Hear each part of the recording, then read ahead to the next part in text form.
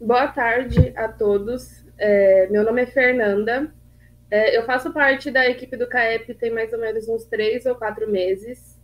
E hoje eu vou mediar essa palestra sobre blockchain e investimentos, que vai ser ministrada pelo Gustavo. Antes de começar a palestra, eu queria agradecer a todos que estão presentes e estão acompanhando a gente em todas as programações que a gente preparou para vocês na Semana da Engenharia. É muito importante para a gente a presença de vocês.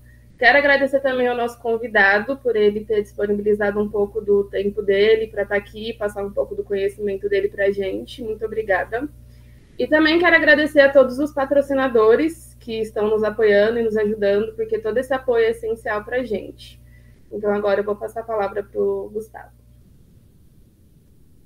Tá bom.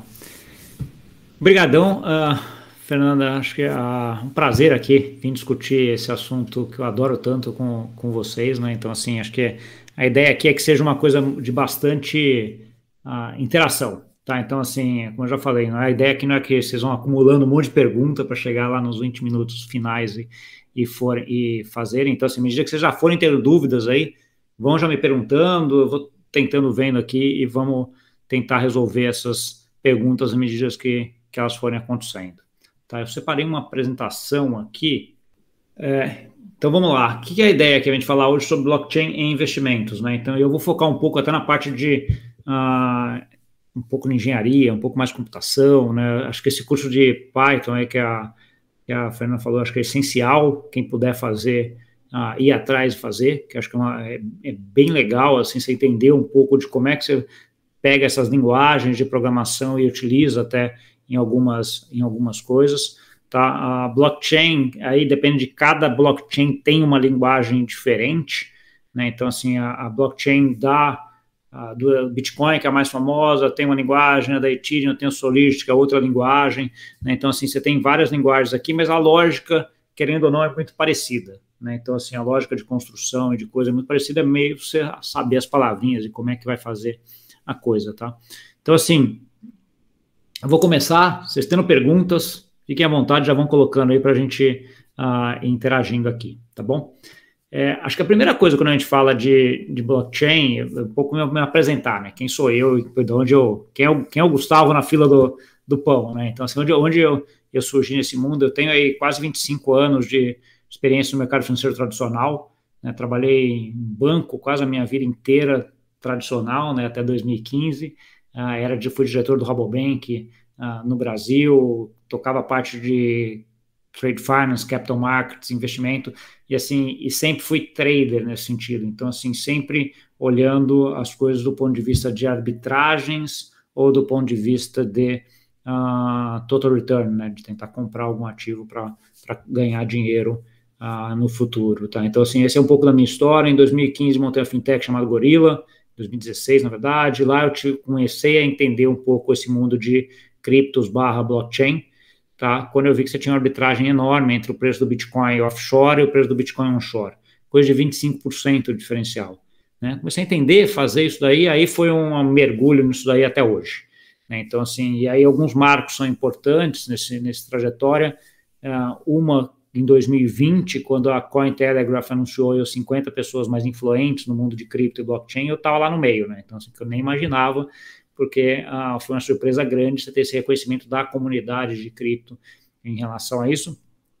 E de lá para cá, tenho feito muito isso, né? Então, eu tenho o YouTube, tenho um podcast, tenho muita coisa referente a esse novo mundo aí que eu enquadro meio entre fintechs e cripto, né? Esse mundo, essa mudança do mundo financeiro, e que a gente vai ver um pouco que não é só mundo financeiro, né? Acho que tem muita coisa aí que pode mudar, né? Então, assim, tenho mestrado em economia, estou fazendo doutorado na Universidade do Porto, estou aqui em Portugal, inclusive, falando para vocês, coisa que a tecnologia permite a gente fazer e de uma forma bastante ágil hoje em dia, tá? Dou aula em vários lugares, pela B3, GV e outras instituições aí. Tá? O que a gente vai ver hoje? Acho que um pouquinho rapidinho, para quem não conhece ainda como é que funciona o mecanismo do Bitcoin, eu tenho um jeito de explicar que eu acho que já expliquei várias vezes, que acho que fica bem legal aí para quem está começando nesse mundo. Não foi eu que tive a ideia inicial, eu copiei de um russo lá em 2015, 2017, quando eu comecei a tentar entender esse mundo de cripto, você não tinha pouca informação, não tinha livro, não tinha nada. Eu achei um russo explicando com aquele inglês bem russo, né? E ele explicava mais ou menos do jeito que eu explico, e achei que ficou bem legal, porque ele bota um pouco de ficção, um pouco da ideia aí de como é que você fica como é que você fixa esses conceitos que às vezes são um pouco etéreos, né? Então assim, mas vamos ver, vamos lá. Então, primeira coisa para saber, Bitcoin. Por que Bitcoin? Porque ele é a base, ele é o primeiro, ele está começando, né? Então, assim, acho que o Rodrigo está perguntando agora por que tinha diferença de preço em criptomoedas. Rodrigo, você tinha diferença de preço porque, assim, os conjuntos de dinheiro em cripto são piscinas fechadas. O que eu quero dizer com isso? Como você tinha lá, não é nem cripto, é o mercado tradicional. Então, assim, reais, por exemplo, você só negocia no Brasil, né? Então, você não negocia em nenhum outro lugar do mundo.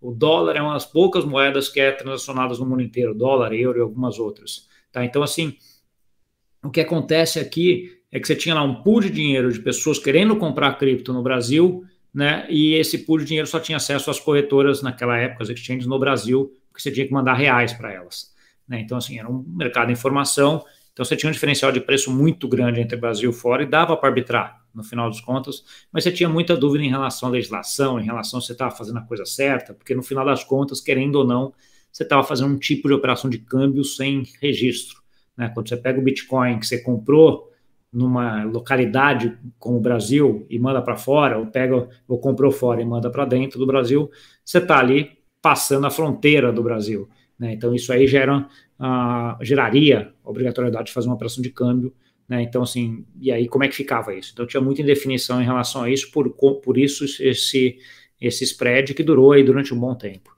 né? Hoje ele já é bem mais apertado, ele é basicamente o custo de transação, deve estar em torno a 2%, tá, o diferencial, mas chegou a ser 20%, 25%, tá bom?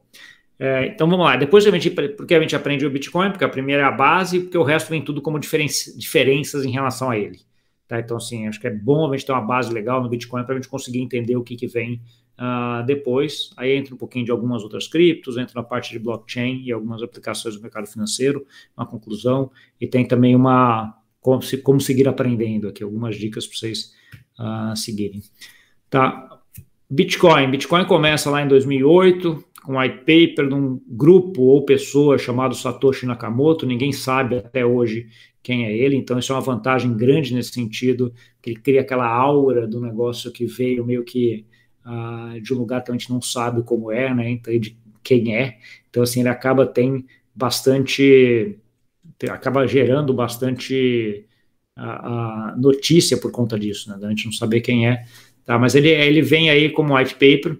Esse white paper ele está aí nesse site, bitcoin.org, ele tem, acho que 9 páginas, é facinho de ler, eu aconselho todo mundo a pegar ele para ler, porque assim, dá para entender a lógica que o cara colocou por trás, que é aquela lógica dos blocos encadeados com criptografia entre eles, e que é bem interessante. Então, assim, grande parte das ideias do mundo, né, que a gente vai vendo, não obrigatoriamente tem que ser uma ideia complexa, né? Às vezes a simplicidade traz coisas espetaculares. Acho que o Bitcoin aqui foi um pouco disso, né? Porque ele juntou algumas coisas que já existiam, né? Que é a tecnologia do e-mail, junto com a parte de ter uma estrutura de dados distribuída e junto com criptografia. Já estava tudo aí, né? A forma como ele juntou isso é que é a grande genialidade do negócio, tá? Então, vamos lá. Vamos pegar aqui essa parte do Bitcoin e vamos pensar agora, esquece esse mundo virtual, esquece Bitcoin, vamos fazer o exercício aqui de uma aula onde tem uma lousa no meio da sala, né, no canto da sala, assim, e tem 4 pessoas dentro dessa sala de aula. Né, essas pessoas vão fazer transações entre elas e essas transações vão ser registradas naquela lousa. Né? Então, assim, a gente vai ver como é que é o mecanismo que isso funciona. Então, pensa assim, o João tem lá 5 moedinhas, não vale nada, 5 tokens, né? Então, assim, e ele quer passar esses 5 tokens para o Pedro. É a primeira transação que é feita aí dentro dessa sala de aula, é o João enviando para o Pedro 5 tokens, tá? E aí vem uma competição para ver quem registra esta operação na lousa, né? Porque ela tem que ser escrita na lousa, e aí vem uma competição para isso. Como é que é essa competição? É um Sudoku, ver quem responde esse Sudoku mais rápido. Ganha o direito de ir lá e escrever essa operação na lousa. Então, no caso aqui, o cara que foi mais rápido foi o João, e ele ganha aí com uma regrinha que foi feita aí, que é, ele ganha duas coisas, né? Primeiro ele registra a operação, né? E ele ganha duas coisas. Uma moeda que é criada pelo sistema por ele ter registrado aquela operação. Quando ele registra aquela operação, ele ganha uma moeda e também ganha uma corretagem que é paga pela parte que enviou, né? Então, assim, esses 2 pontos aqui são o que o João ganha, e por isso que ele quer participar dessa competição para resolver o Sudoku, né? Ele participa porque ele sabe, se ele ganhar, ele vai ganhar uma moeda, um token que foi criado ali no sistema e mais a corretagem daquela operação. Tá? Então, no caso, como era ele enviando para o Pedro, ele envia só 4,9 e paga 0,1 de corretagem, que é para ele mesmo, e ganha mais uma moeda que é criada, que é para ele mesmo. Tá? Vamos pegar a segunda transação. O que acontece é que o Pedro quer enviar 4 para Maria, né? Só eu voltar aqui uma coisa que eu esqueci. Por que é importante essa competição para ver quem é o cara que resolve esse Sudoku mais rápido? Porque essa pessoa, além de resolver o Sudoku, ela vai ter que checar se o cara que mandou o dinheiro tinha. Tá? Então, assim, é importante que ele saiba fazer essa conta muito rápida, porque assim, ele vai lá registrar, mas antes de registrar, ele checa se quem está enviando tem aquele dinheiro. Então, assim, no caso do João, ele checa se ele mesmo na conta dele teria, né? E depois manda para o Pedro. Quando a gente está falando do Pedro para Maria, a mesma lógica. Vai enviar 4, o que tem? Uma competição de novo, para ver quem é que é o mais rápido, e quem foi mais rápido foi o João de novo. Ele vai lá, checa se o Pedro tem essa operação, checou, tem, ele vai e registra essa operação na lousa, onde o Pedro está enviando 3,9 para Maria, está pagando 0,1 de corretagem para o João, e está sendo criado mais uma moeda aí, porque você tem as duas, ele registrou mais uma caixinha ali dentro da lousa, né? Mais uma transação. E essas operações elas são feitas em ordem cronológica, né? E à medida que elas são encadeadas entre uma outra com uma criptografia. No caso da lousa, o que a gente pode pensar é assim: o cara que escreveu aí, no caso do João, escreveu a transação entre o Pedro e a Maria, ele foi lá e reforçou a transação entre o João e o Pedro, né? Como se ele fosse escrever na caneta as transações que fossem ficando para cima e as gias de baixo. Então, assim, a partir de um determinado momento, você não consegue mais alterar de forma nenhuma as transações que são naquele bloco, porque está escrito a caneta tão forte ali que não dá para mudar, tá bom? Uma última transação, Maria enviando aí 3 para Cecília. Também a mesma coisa, competição para ver quem que responde, né, quem que é o mais rápido nesse Sudoku. No caso aqui, o mais rápido é o Pedro. Tá? E o Pedro ganha o direito aí de botar isso aqui na lousa. E o que ele faz? Ele checa aí se a Maria tem esse dinheiro. Ela tem, ele pega e manda aí 2,9 da Maria para a Cecília e fica com 0,1 de corretagem e ganha mais um aí, que é essa moeda que é criada pelo sistema, esse token que é criado pelo sistema. O que quer dizer isso aqui?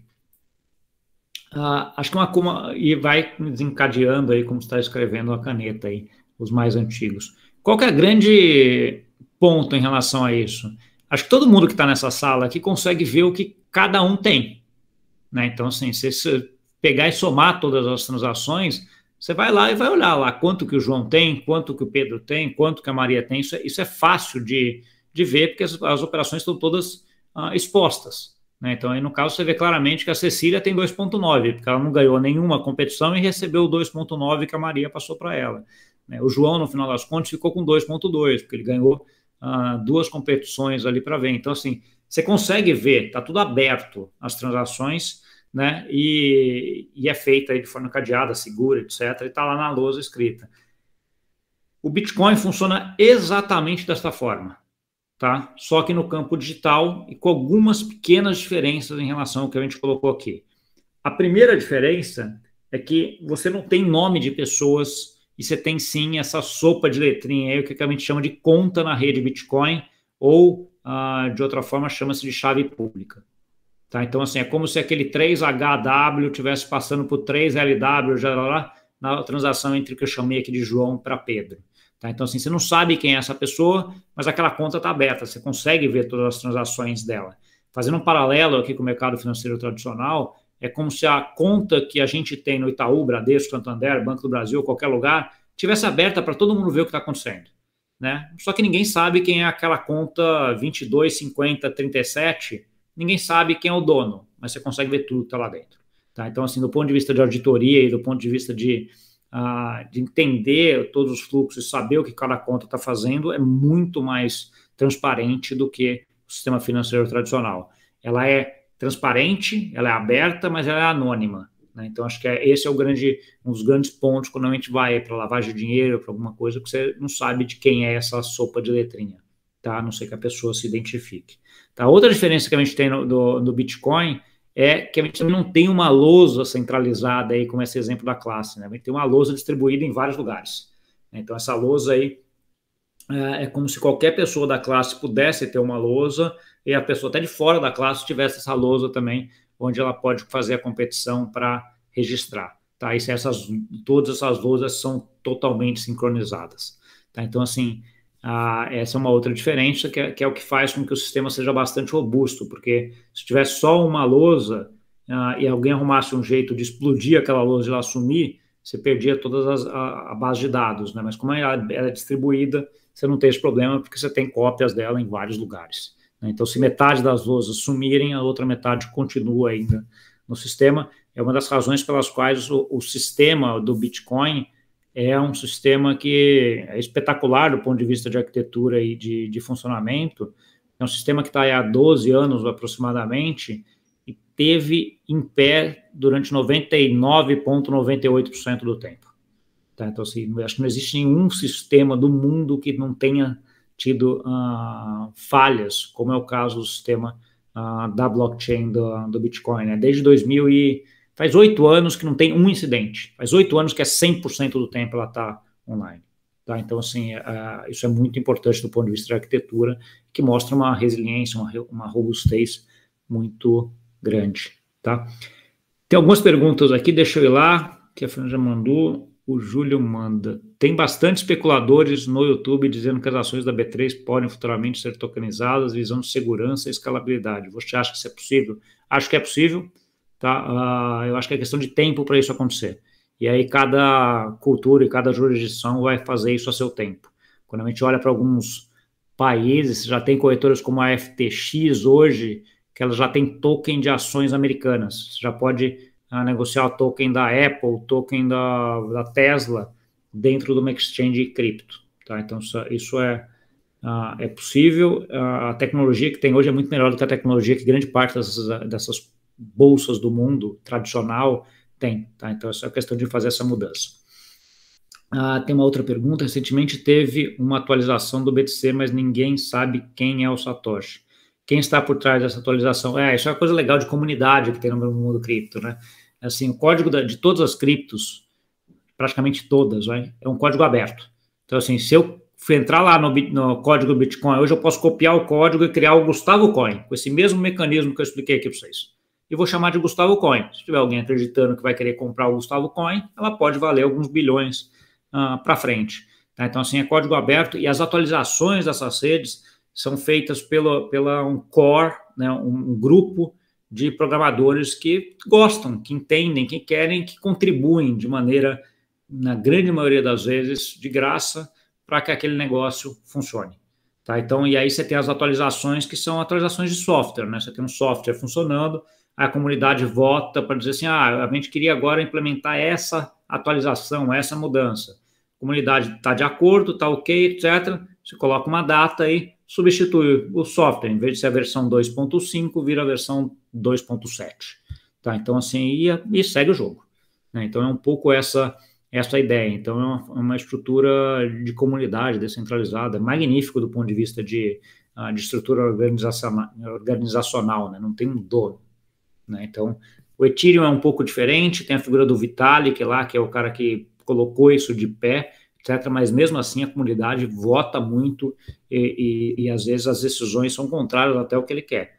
Né? Então, assim, ele vai lá e, ok, a comunidade quer, é o que vai ser. Tá? Então, acho que esse é um ponto importante.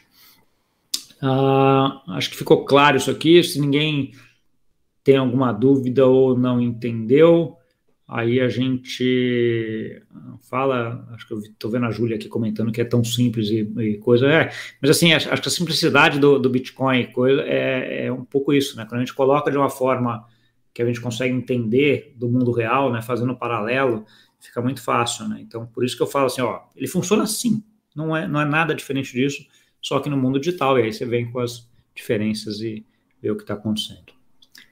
Tá bom? Se todo mundo entendeu, não tem mais perguntas sobre Bitcoin, vamos falar um pouquinho do que tem além do Bitcoin.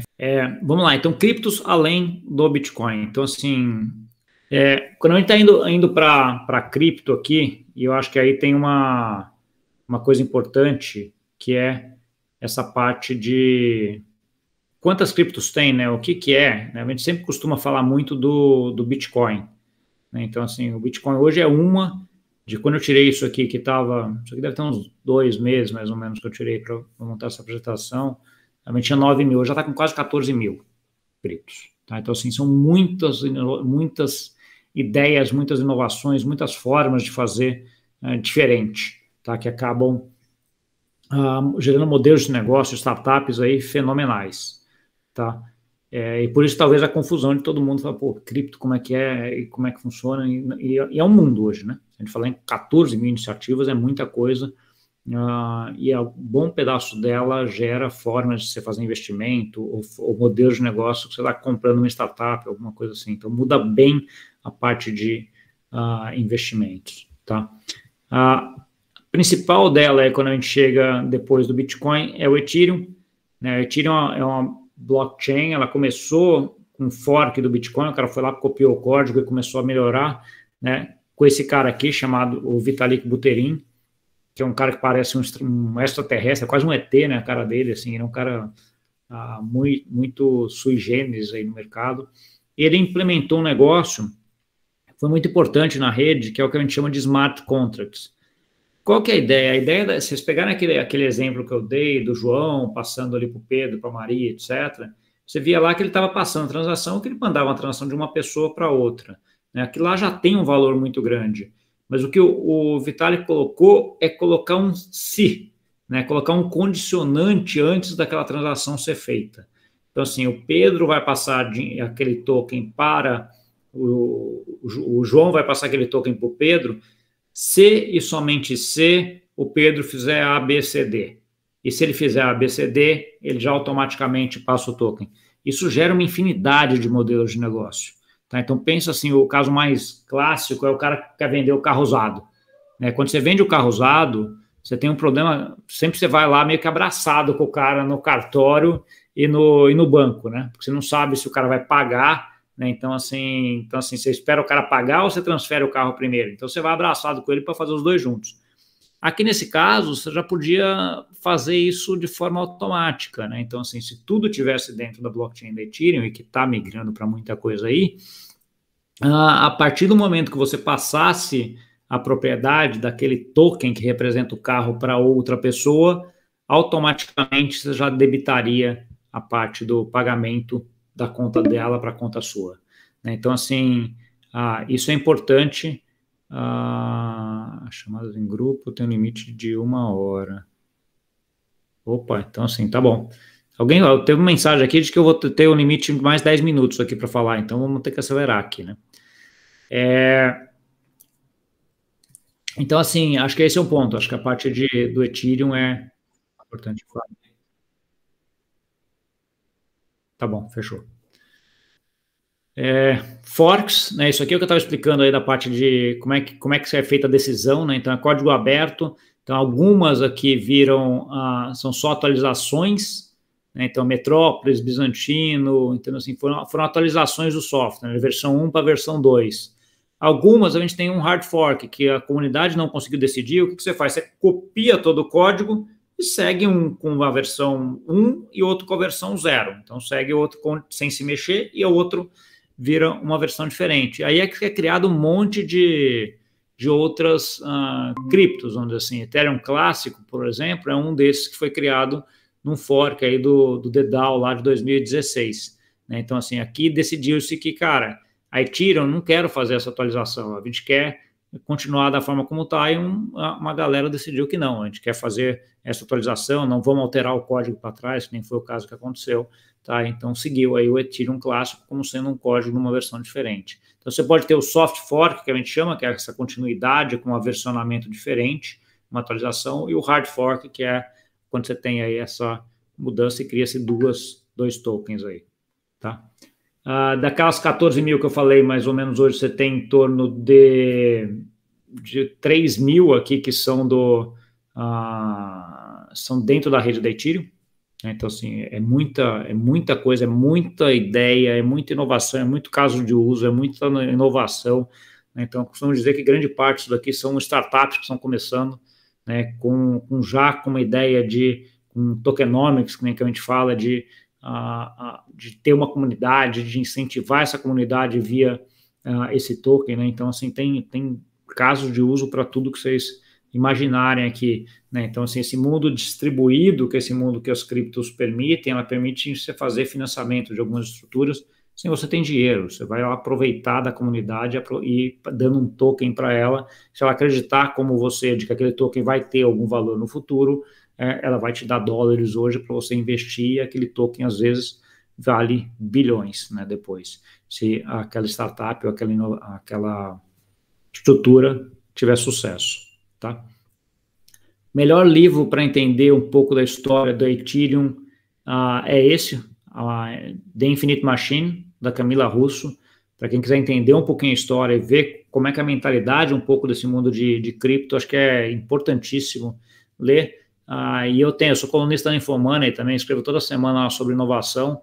Acho que esse aqui eu recomendo muito vocês lerem, tá? Depois dá um Google aí, acha Ethereum um playground aí para inovações. Esse texto está bem legal, explica um pouco de como é que eu vejo esse mundo de inovação aí dentro dessa rede da Ethereum. Tá?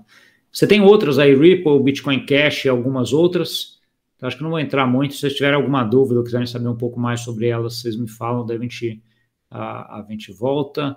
Algumas moedas, que são algumas criptos que têm muita base em privacidade, na Monero e Dash, né? Então, assim, elas são mais privadas do que o Bitcoin, né? Lembra que o Bitcoin eu comentei que você não sabe quem é a transação, mas você não sabe quem é o dono daquela chave pública, mas você vê todas as transações.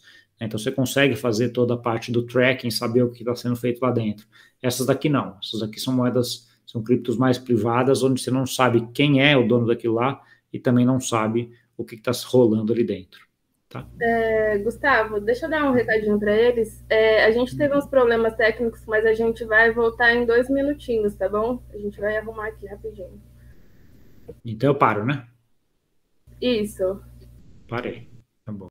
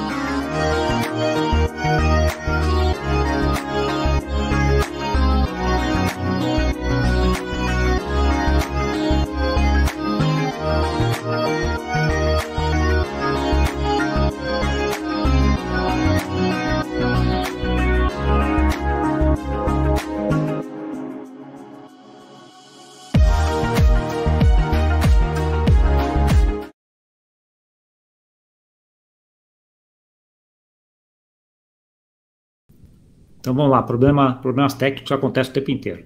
Mas assim, vamos lá, então eu vou, acho que antes de voltar na apresentação aqui, colocar um pouquinho, responder um pouquinho as perguntas que vocês estavam, tinha um monte de pergunta aqui, né? Já ouvi, o Rodrigo pergunta, já ouvi várias vezes que o Bitcoin gera um grande problema energético, tem outras criptos que já resolvem isso. Acho que o problema energético do Bitcoin é bom e é ruim, tem um texto meu também na Infomoney falando sobre isso, que assim, ele pode ser uma forma de estocar energia, né? Então assim, lembra aquela história de estocar vento da Dilma lá que ela falava, né? Pensa o seguinte, você tem uma usina de geração eólica, né, onde você consegue gerar, mas você não consegue distribuir, porque você não tem a linha de transmissão feita. Você pode botar uma máquina de mineração de Bitcoin, que ela vai consumir aquela energia eólica e vai gerar Bitcoins, né? Ele não vai exatamente estocar energia, mas vai estocar um valor, que depois você pode usar para pagar a energia em algum lugar, ou para fazer a linha de transmissão. Então, vocês têm vários casos interessantes em relação a isso de cripto, né? Ela não estoca exatamente energia, mas ela estoca um valor que aquela energia geraria, tá? O que gerou no caso. Então, acho que é interessante. Você tem uma discussão grande sobre parte de ESG, se Bitcoin tem a parte da mineração utilizando muito carvão, né? Quando a gente tinha mineração feita na China, essa discussão era muito grande. Hoje, grande parte da mineração já está nos Estados Unidos e muito atrelada à energia renovável. Outro ponto em relação à energia é que o gasto de energia é por conta desse algoritmo que você tem que fazer para provar que você tem capacidade computacional para checar as operações, né? Que é o algoritmo que a gente chama prova de trabalho, Proof of Work, que é o algoritmo do Bitcoin. Você já tem hoje, acho que são mais 20 outros tipos de algoritmos. Um dos principais é o que a gente chama de Proof of Stake, que é a prova de que você tem grande parte dos tokens da rede, e quem tem a grande maioria dos tokens da rede é quem faz a mineração. Aí você não tem competição, você não tem uso de energia, né? Então aí é muito mais tranquilo em relação a isso. O Paulo pergunta, como todas as transações vão sendo carregadas, isso vai tornando o processo de transição cada vez mais demorada, não vai chegar no ponto que a transição se torne inviável? Eu acho que assim, o ponto é, acho que se eu entendi correto, depois você me fala se é isso mesmo, João, é que você vai tendo ali todas as transações encadeadas e colocadas ali, e esse negócio é um banco de dados que vai ficar cada vez maior. Sim, ele vai ficando grande, significa dizer que você tem que ter uma capacidade computacional cada vez maior, né? Mas assim, a exponencialidade da capacidade computacional é muito maior do que o quanto isso daqui aumenta, tá? Então assim, acho que isso não vai ser um grande problema. Júlio pergunta qual o preço por final do ano do Bitcoin. Cara, a pergunta de $1 trilhão, eu diria até. Se eu não sei, se você souber, até me fala, que eu gostaria de ouvir a tua opinião em relação a isso.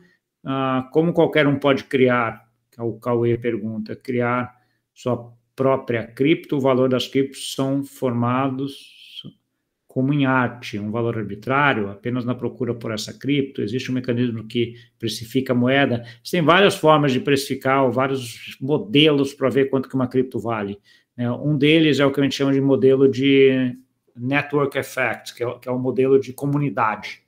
Então, assim, em tese, as coisas valem quanto mais a comunidade usa. Se tiver lá 1 milhão, se tiver 5 mil pessoas usando, é pouco. Se tiver um negócio onde você tem milhões de pessoas usando, em tese ele vale mais. No caso do Bitcoin, estima-se hoje que você tem entre 100 e 200 milhões de pessoas no mundo que já utilizam Bitcoin direta ou indiretamente. Ou ele tem lá aquela conta na rede do Bitcoin, ou ele comprou um ETF, ou ele comprou um fundo, ou ele comprou algumas outras estruturas aí que existem no mundo para você indiretamente investir em cripto, tá? Então, assim, mas a dificuldade de preço aqui é porque você não tem um fluxo de caixa positivo para frente, e depende muito de cripto para cripto, né? Então, assim, a gente está falando aqui mais do Bitcoin. Bitcoin, muita gente fala que ele é o ouro digital. Por quê? Porque esse processo de criação de moedas, aquele que ele criava em cada bloco, ele é decrescente. Cada 4 anos ele cai pela metade.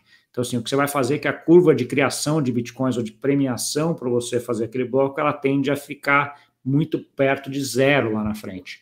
Então, assim, o que você vai ter em termos de Bitcoin, o máximo que vai ser mintado, o máximo que vai ser feito, criado de Bitcoin, é de 21 milhões de Bitcoins. Tá? E hoje a gente está aí com, acho que não me engano, 19 milhões já feito. Então, assim, o que tem na margem é bem menos do que estava para trás. Uma pergunta: em meio a tantas criptos, como escolher quais possuem ou não potencial de crescimento? Existe algum tipo de análise fundamentalista para diferenciar projetos sérios e meme coins? Outra pergunta de $1 trilhão, né? Então, assim, são 14 mil iniciativas, você cria mais ou menos 200 iniciativas por semana, né? Então, assim, é difícil, mas eu diria que, assim, é pesquisa. Você tem que ir lá ver se o negócio é viável, quem são os fundadores, quem está fazendo, se a comunidade está engajada, se ela vai ter dinheiro para entregar aquilo lá, se foi entregue, o que já fez no passado. Então, assim, tem vários aspectos que você tem que analisar para isso, tá? Júlio, qual setup ou indicadores você utiliza para compra e venda? Cara, isso aí cai muito, isso é muito pessoal, né? Mas, assim, muita gente usa indicadores técnicos, tá? De análise gráfica, e eu conheço gente que teve muito sucesso e gente que não teve tanto sucesso, tá? Então, assim, acho que depende muito das pessoas. Em geral, eu tendo a achar que a parte de análise técnica funciona bem em cripto, porque é muito matemático, né? Então, você tem vários algoritmos aí que acabam acompanhando. Metaverso veio para ficar e vai ser flopado. Metaverso, para mim, é uma palavrinha que dá moda, que quer dizer tudo e não quer dizer nada. Metaverso a ideia do metaverso é uma conjunção de várias tecnologias, tá, juntas, e aí entra inteligência artificial, entra realidade virtual, entra blockchain, entra cripto, entra tudo. Precisa ainda ver, acho que está muito no começo. Para mim, o principal exemplo de metaverso hoje ainda é, no ambiente fechado, é o Fortnite. Tá, então, assim, o Fortnite tem lá uma moeda dele, tem os skins, tem tudo aquele que você pode fazer lá dentro, mas é no ambiente fechado, não é um ambiente de cripto, né, nesse sentido. Papai, os salvadores estão investindo em Axie Infinity para a população, como a economia vai rodar nos criptos. Essa parte de game é outra linha espetacular aí para cripto, né, que acho que vai crescer muito para frente e está só no começo, tá? Deixa eu ir agora, porque senão a gente fica só na pergunta, a última. Por que umas criptomoedas são dependentes das outras? Tipo, o Bitcoin sobe, o Ethereum sobe, se cai... Você tem o que a gente chama de correlação muito grande entre elas, tá? É Palavras que está perguntando, deve ser algum mnemônico aqui. Porque, assim, é uma correlação, é a mesma coisa que você falar, assim, quando a bolsa sobe, Itaú sobe também, quando o Itaú cai, a bolsa cai. Então, assim, você tem aí um grupo, né, de coisas que acabam indo um pouco junto, tá? Deixa eu parar um pouquinho as perguntas agora e vir aqui para coisa, até para questão de tempo, para eu conseguir fechar, que a gente já está faltando 12 minutos.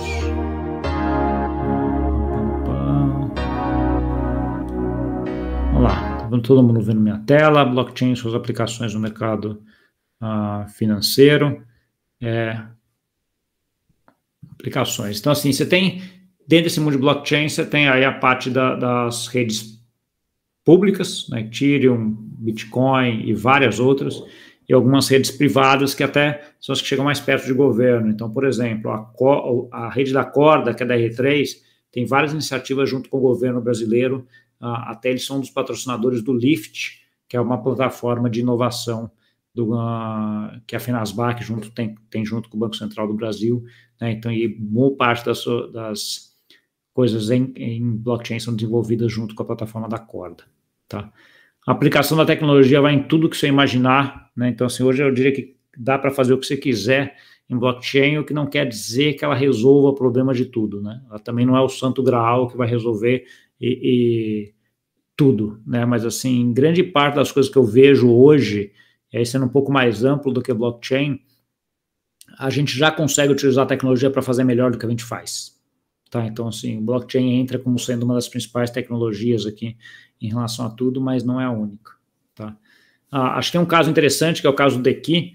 O Dequi foi quando eu me apaixonei pela inovação, que foi lá em 2016 para 2017, pelo cripto e blockchain, que tinha uma mulher criando uma startup chamada Dequi, onde a ideia dela era fazer um sistema de verificação de identidade na China, para chineses.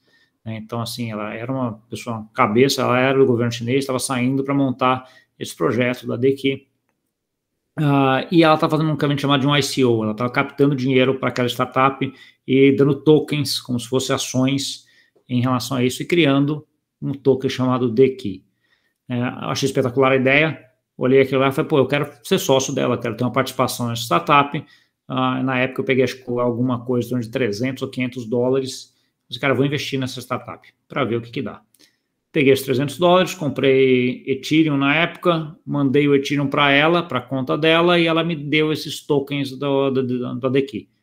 Agora, pensa na disrupção que é isso em 2021, a gente está falando de 2017. Eu investi 500 dólares numa startup na China, sem ter uma conta em banco chinês, sem ter acesso à corretora na China e sem ter fechado o câmbio. Você fala assim, e melhor ainda, eu fiz isso em 20 minutos. Teve todo o estudo para achar ela, mas em 20 minutos eu mandei esse dinheiro. Se for fazer hoje, em 2021, isso pelo mercado tradicional, esses 500 dólares que saem do Brasil vão chegar provavelmente na China alguma coisa em torno de 300, porque você vai pagar FII para todo lado para chegar lá, além de ter que ter uma conta em banco chinês, que você vai ter que arrumar um jeito de abrir, e além de ter um jeito de ser mandado dinheiro dessa conta do banco chinês, que você vai ter um cartão, acesso à internet para mandar desse banco chinês para a empreendedora que estava lá colocando. Então, a chance de você fazer isso com 500 dólares é zero hoje. Então, assim, eu acho que o ponto é um pouco isso, né? Deu errado, né? Assim, como investimento de startup, deu errado, vale quase zero hoje, né? Errou total, o governo chinês fechou o que ela estava fazendo e tal. Então, assim, mas independente do ponto aqui, acho que o ponto interessante cara, ele me abriu o olho, uma fronteira de investimento que não existia. Né? Assim, você poder investir com pouco dinheiro em startup. Né? Que quando você vai falar em startup, você está falando de venture capital, né? Está falando de um cara que é o SoftBank, que está investindo lá 100 milhões de dólares em algum lugar. Né? Aqui não, você pode investir 100, 200, 500 dólares, o que você quiser numa startup, e para startup também, ela não precisa ficar dependente desses caras grandes para captar. Ela queria captar, acho que era 3 milhões de dólares na época. Ela capta via a emissão de um token dela. Então, acho que é importante isso. Aí começou uma discussão entre o que a gente chama de utility token e security token. Né? Security token é o que a gente chama de valor imobiliário, né? Regulado no mercado financeiro. Token utilidade, utility token é como se fosse uma ficha de quermesse, um programa de milhagem, alguma coisa assim. E valores imobiliários, você tem aí uma tokenização do mundo inteiro que está acontecendo, né? Então, assim, imóveis, dívidas, commodities, ações, assim, acho que uma coisa que está correndo rápido. Quando a gente está falando de imóveis, o primeiro caso que eu vi foi esse da Brick Block,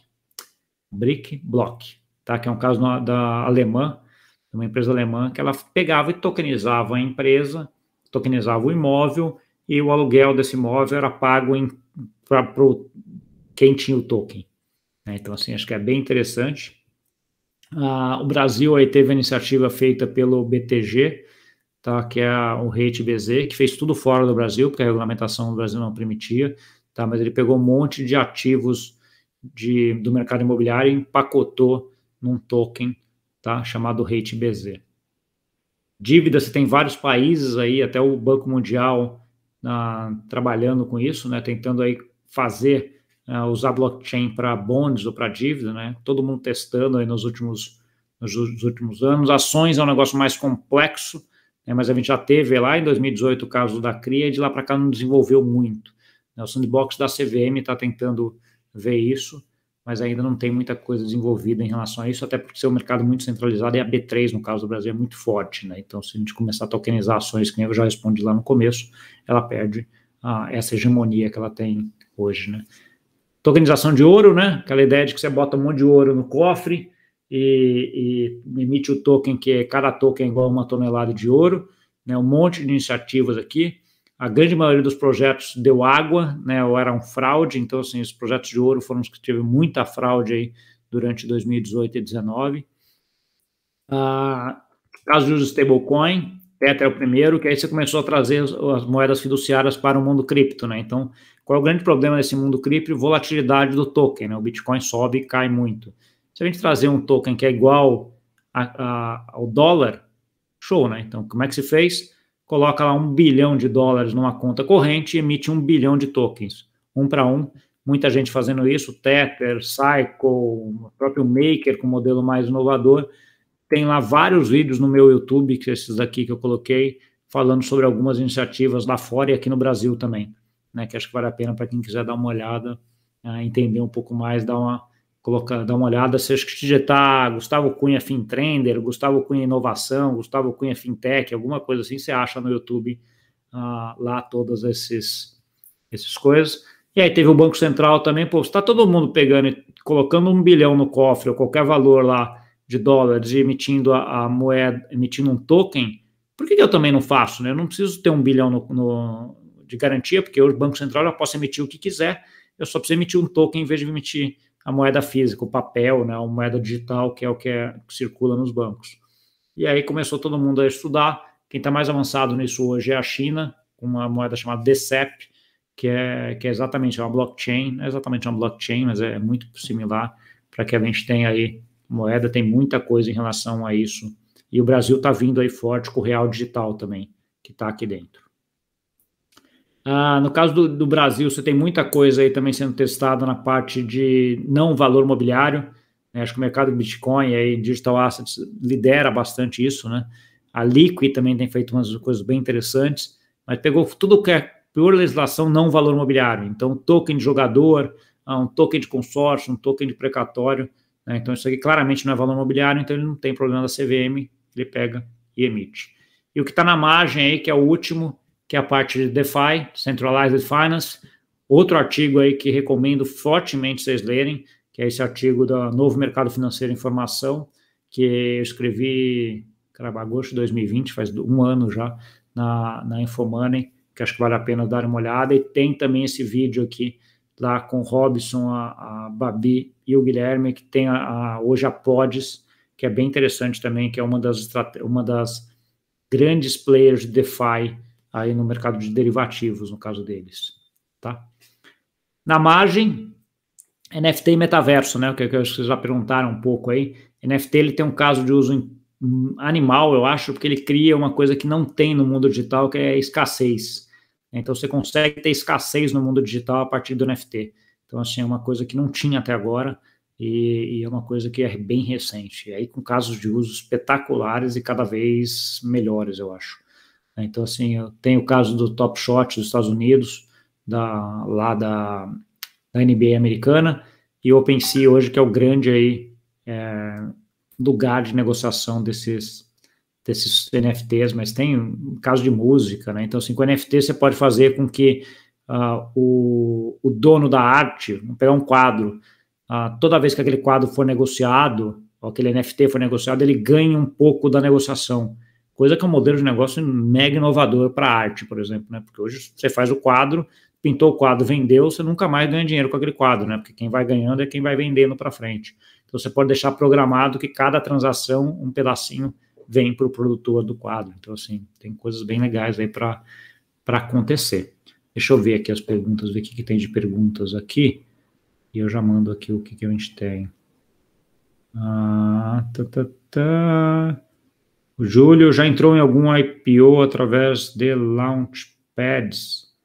Velaspad, Besta já? Não. Qual a opinião sobre esses IPOs? Um jogo para Big Players ou uma oportunidade para sardinhas? Eu nunca entrei em ICO via essas plataformas. Já entrei em IPOs e ICOs em algumas coisas, mas nunca vi essas plataformas, então eu não consigo te falar, Júlio. Enviar o link, sim, depois eu mando aqui para a Fernanda e para o pessoal, daí eles disponibilizam essa apresentação para vocês. O Rodrigo pergunta, geralmente no mercado financeiro, quando as taxas de juros sobem, o mercado cai. Existe alguma correlação entre taxas de juros, inflação e as criptos, algum tipo de tendência natural? Mais ou menos, Rodrigo, o que a gente começa a ver agora é que até um ano e meio atrás, era muito descolado. Tudo que acontecia no mercado financeiro tradicional não tinha nada a ver com cripto. Como a adoção de cripto está muito rápida, eu estou vendo cada vez mais isso daqui andar junto. Então, por exemplo, vamos pegar hoje aqui o que está acontecendo, está tendo essa nova variante do vírus aí da África do Sul, que fez com que a Europa fechasse, os Estados Unidos também querendo fechar em relação à África do Sul, então está meio essa dúvida em se vai fechar tudo de novo ou não. O que aconteceu? O mercado financeiro está todo sofrendo, e o mercado cripto está sofrendo também hoje. Né? Então, assim, acho que essa correlação entre os dois vai começar a ficar cada vez maior, tá? Porque a adoção está chegando. Pedro, inflação reduz o valor da moeda fiduciária e migra capital para cripto deflacionária? Sim, cripto deflacionária é muito bom em termos de valor, é péssimo em termos de política monetária, né? Porque ninguém quer uma política deflacionária, né? Porque é menos emprego, menos inovação. Então, assim, essa parte de inflação é um negócio complexo. É a grande discussão dos bancos centrais aí nos últimos anos, que desde 2008 o mundo, Europa, Estados Unidos, é um mundo de deflação e ele não consegue reativar a economia para gerar inflação de novo. Tá? Então, assim, os bancos centrais já têm toda a cartilha para atuar com inflação, com a deflação eles não têm, e está sendo bem mais difícil para eles. Mas no caso de cripto como investimento, sim, você quer um ativo que você tem aí, você tem uma oferta restrita, né? Acho que é isso que ajuda. Pedro, aconteceu com o Bitcoin no bull market depois da inflação do dólar. Sim. Mas aconteceu com tudo, né? A Bolsa Americana estava na máxima até pouco tempo atrás também, as ações de Tesla, Apple, etc. O que está acontecendo é a inflação de ativos, né? Aquela ideia de que você tinha uma quantidade de ativos X e, de repente, imprimiram muito mais dinheiro, né? O preço desses ativos tem que subir. E aí entrou todo mundo aí, não só na cripto. Então, essa é a minha visão. Investi muito dólar, trouxe na pandemia. Aí começou o Júlio e o Juan aqui começaram a bater um papo sobre isso daqui. Quais são as principais referências? Eu já entro aqui. Queimaram um quadro do Picasso, se não me engano. Não foi, o que eu vi não foi do Picasso, foi daquele Beckley, ou Bexley, alguma coisa assim. Queimaram mesmo. Para o NFT, porque daí só tem o NFT, não tem mais nada. Onde continuar aprendendo?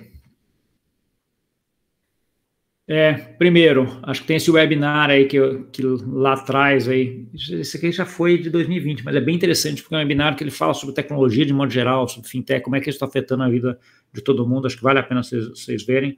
O meu canal do YouTube, toda semana tem coisa diferente. Essa semana, especificamente, tem uma conversa com o Rafael da Ribbon. O Rafael deve ter uns 25 anos, cara. Ele tem uma ideia, utilizando um token da Ribbon, espetacular de como aumentar a doação para ONGs. Tá? Então, assim, eu acho que ele tem um potencial gigante aí para ver, e o modelo de negócio dele é a coisa mais simples do mundo. Dá até, falei com ele, até raiva de ver que ninguém nunca tinha pensado antes, né, o que a gente não pensou antes. Tá? Mas é muito, muito bom ver lá, YouTube, Gustavo Cunha, Fintrender, Gustavo Cunha, alguma coisa assim, porque tem um outro Gustavo Cunha que é um gamer lá. Então, assim, se vocês acharem, não sou eu. Eu até gosto de game, mas não sou eu que fico falando sobre Marvel, etc. Mas aí bota no Gustavo Cunha alguma coisa ligada ao mercado financeiro que vocês me acham. E é Fintrender, tá? O canal, então também fica fácil. Livro, para mim, esse do Anthony Lewis é o melhor. Ele fala sobre moeda também, tem um prefácio sobre moeda também, que basicamente faz um resumo do livro do Neil sobre isso. Tem meu podcast também, que é um bom pedaço é replicar o que está no YouTube, para quem gostar mais de podcast do que do YouTube. Para quem mais ligado a DeFi, acho que o Bankless é o melhor aí para ir. E aí tem um pouco mais específico, né? Quer aprender um pouco mais sobre stablecoins? Tem aqui vários links sobre CBDC, alguns outros links sobre DeFi, alguns outros links, né? E eu tenho aí 2 canais também, quatro, na verdade, né? 2 no WhatsApp, 2 no Telegram, que sempre que eu tô, sei lá, os alunos que eu dou aula, sempre eu deixo aí para entrar lá e para conversar e ter. A diferença do sem interação e com interação é que sem interação só eu coloco as coisas, o com interação podem ter a interação entre vocês. Está no comecinho ainda, tem pouca gente, mas a ideia é que a gente vá crescendo e vai mantendo aí contato para frente. E acho que essa é a frase importante aqui para ficar com todo mundo, né? Que o Einstein tem uma frase que eu acho espetacular, né? Que o importante é a gente não parar de questionar, porque a curiosidade tem a sua razão de existir, né? Acho que é essa a mensagem que eu gostaria de deixar para todo mundo. Deixa eu parar de share aqui a coisa, e acho que era tudo. Muito obrigada, Gustavo, pela sua palestra. Okay. Muito boa. Obrigado. E isso aí, vamos continuar estudando e aprendendo para frente aí. Obrigada, Tchau. gente. Um bom final de semana para todos vocês.